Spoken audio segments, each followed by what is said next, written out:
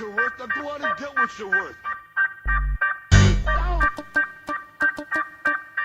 I'm gonna show you how great I am.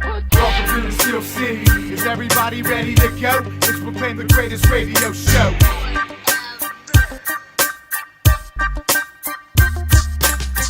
Cella and Johnny Parlay with the facts. So relax, grab a drink, then let's get back.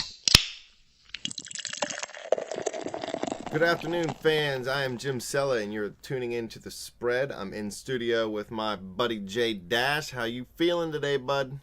I'm feeling all right. I seen you went 5-0. 5-0. Hey. Please believe. Listen, I'm skeptical about it. A Skeptical. dartboard goes up for you to just throw darts at to pick games, and all of a sudden you're 5-0. Hey, Parlay was throwing the darts. I had nothing to do with those. I don't believe it. Your picking's usually as horrible as the acting on Entourage. Listen, Entourage is one of the greatest shows ever, so I will not hear you say bad things about it. And 5-0 stands for itself, my friend. 5-0. The proof's in the recording. Go back and listen. And let me just tell you, people, if you think his 5-0 means anything, You're you're right. wrong, because you're going to follow him this week, and you're just going to lose like four matchups probably. Nope.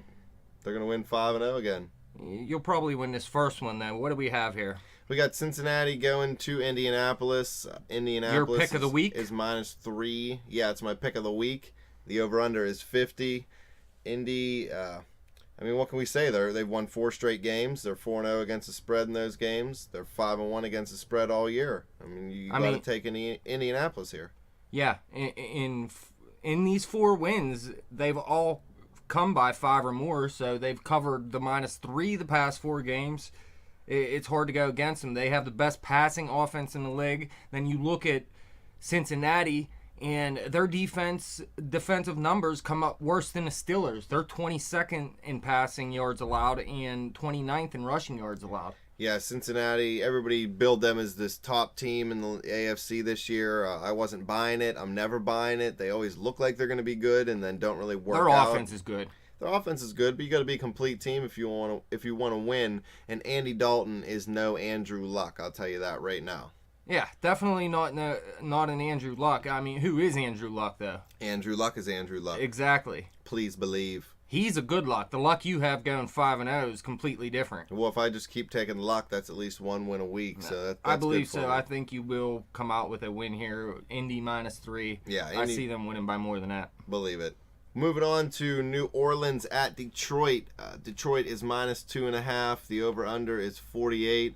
Last week, Detroit was the underdog going into Minnesota. We kind of both laughed about that, me and Johnny Parlay.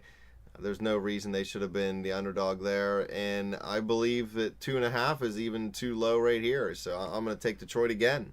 See, the problem with Detroit has been their offense. Matt Stafford has been pretty bad this season. They only average 19.3 points a game, but luckily their defense is number 1 in points per game at only 13.7. 4 of their last 5 games here, they scored less than 20 points. So that's going to be hard to do when you're playing Drew Brees. If you can't score 20 points, Right?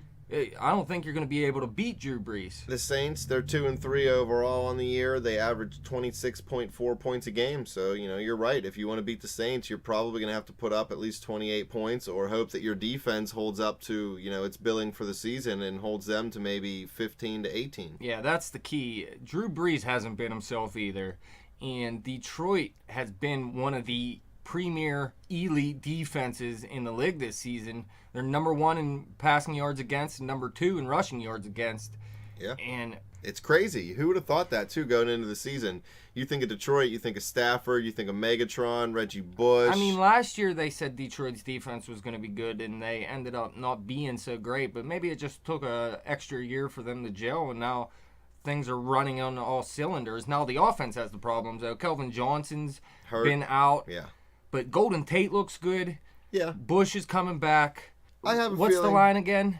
2.5? Yeah, Yeah, I'm 2.5. going to say Detroit on this, too.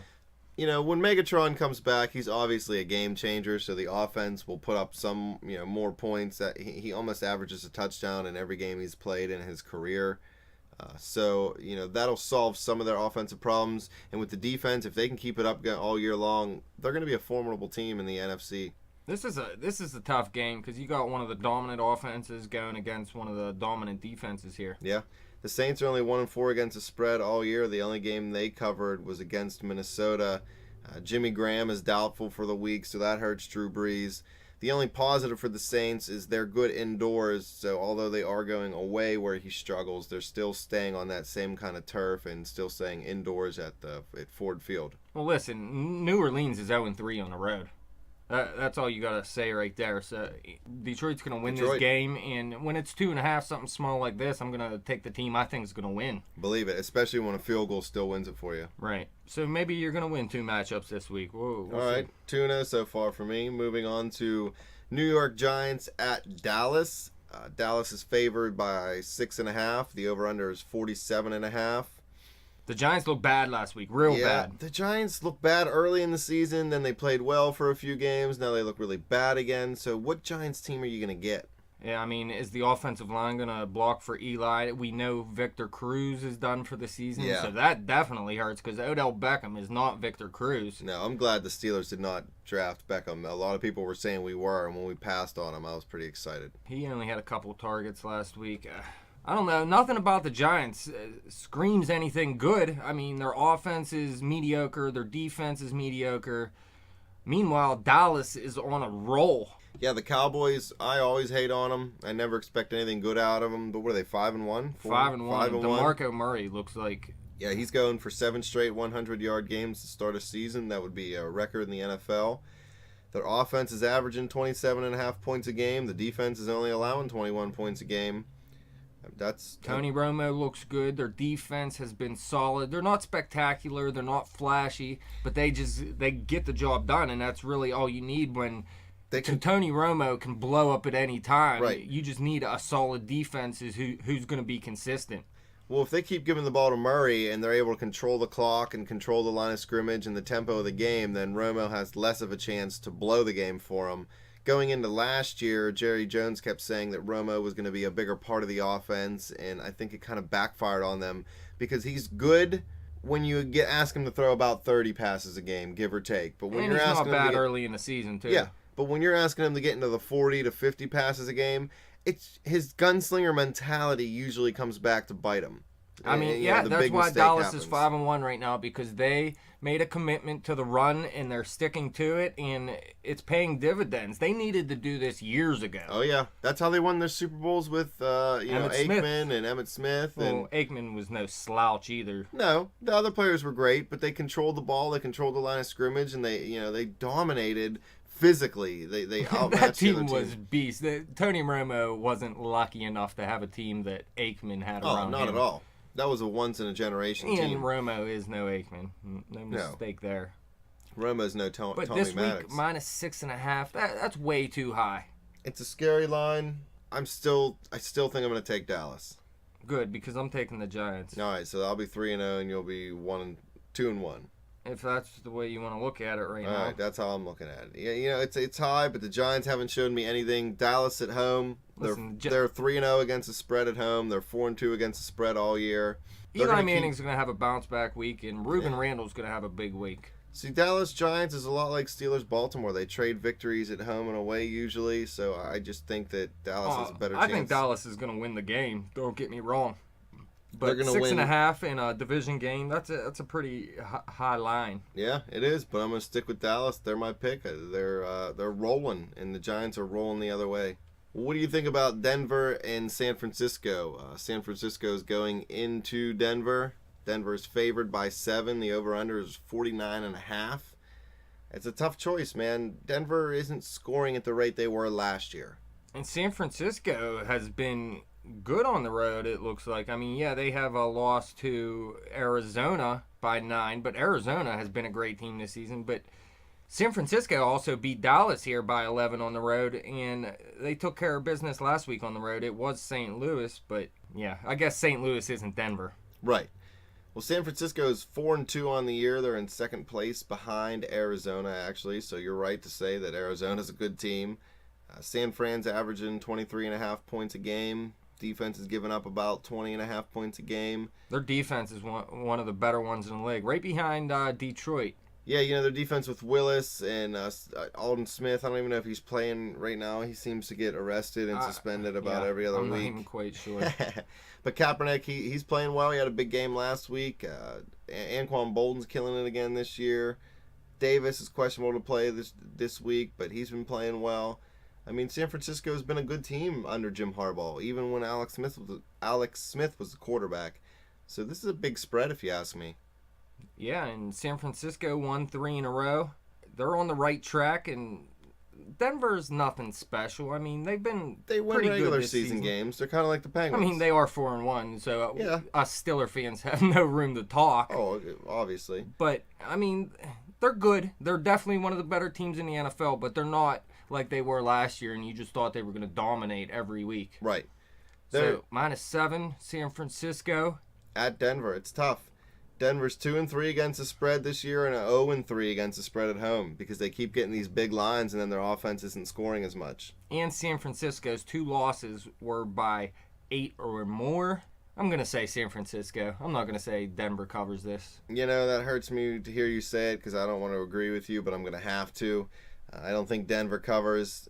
I know Manning is only 3 TDs away from breaking Favre's record, so he's going to be hot on that trail and trying to throw as many touchdowns as he can to get it in this game at home. He probably will break the record this week. I mean, why not? He does, but I don't. Denver might even win. I just don't see him covering this spread. I think it's too big. I think San Francisco isn't as overmatched by Denver as this line wants you to think. San Francisco's run game didn't look very well against St. Louis last week either, and Denver is 4th in the league in opponents' rushing yards. So it's going to have to get done by Colin Kaepernick. He's going to be the one that has to win this game, and he's going to need Vernon Davis. He's going to need Crabtree to come up big. I mean, Crabtree is so inconsistent. He's going to need him to show up this week. Well, they got that thin air in Denver. Kaepernick's got a big arm. He likes to run around. Denver's defense, they're not great, but they're not terrible. They're middle of the field, I'd say. They've been better than I thought they would be, but yes, they are still not one of the top defenses in the league. So I'm going to say Kaepernick has a big game, and at the least, San Francisco covers this line. Yeah, I'm going to unfortunately agree with you. Well, I don't like agreeing, but, whatever. I guess I can't do anything. Maybe shank you over here with my prison shank. All right, so save the best for last. My pick of the week, KC at San Diego, -5.5. I have KC here. The over-under is 45. That might be the safest bet on this game, even though that's not a valid pick in this here segment we do. Have you done it before? I know, that's because I'm allowed to do whatever I want. I'm the host. Kansas City, they're 2-3 on the year. They're 3rd in their division behind San Diego and Denver. Eric Berry's questionable for the game. Donnie Avery's expected to miss the game. Their offense is averaging a little over 23 points.